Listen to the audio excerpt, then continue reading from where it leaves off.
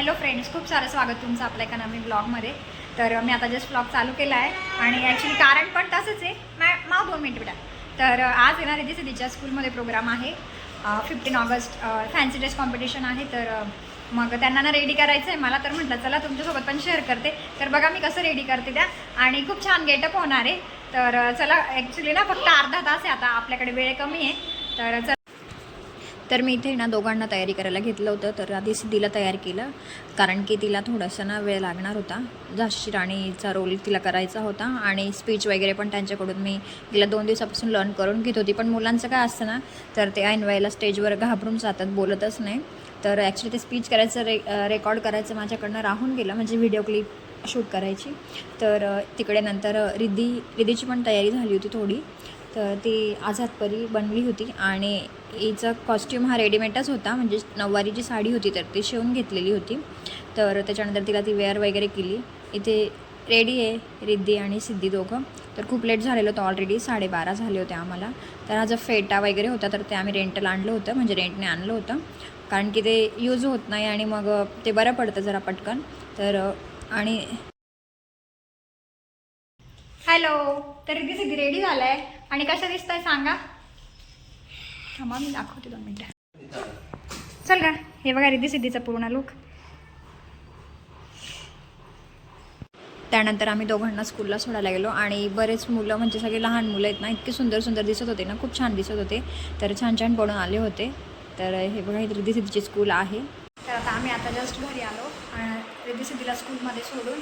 आणि पसारा बघा, हे बघ सगळे बेडवर पूर्ण पसारा मेकअपच्या वस्तू आहे सगळ्या. आता मी सगळं आवरते, आधी काहीतरी थोडंसं खाऊन घेते. आज नाश्ता पण नाही केला, काहीच नाही. आता 1 वाजला आहे, ऑलरेडी उशीर झाला दोघांची तयारी करत करत. तर लेटच होणार. तर सगळंच होतं त्याचं. तर त्याच्यामुळे नेमका आज पेपरही आहे मॅथचा. तर आता त्या गेल्या स्कूलला. बघू आता 5:30 वाजता त्यांची रिॲक्शन वगैरे काय होती.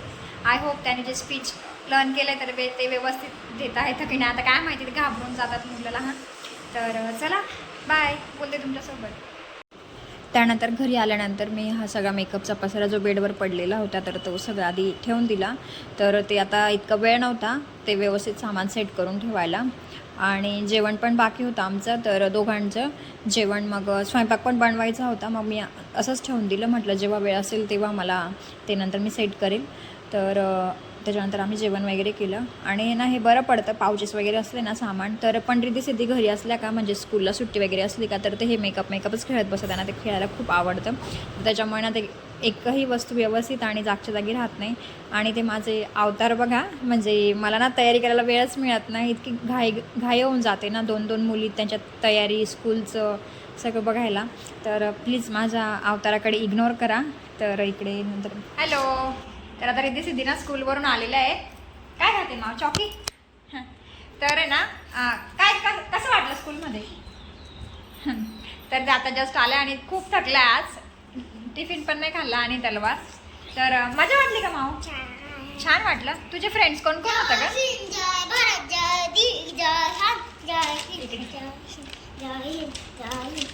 हिंद जय हिंद. काय बनली होती माव तू? काय? आझादी परी आणि तू?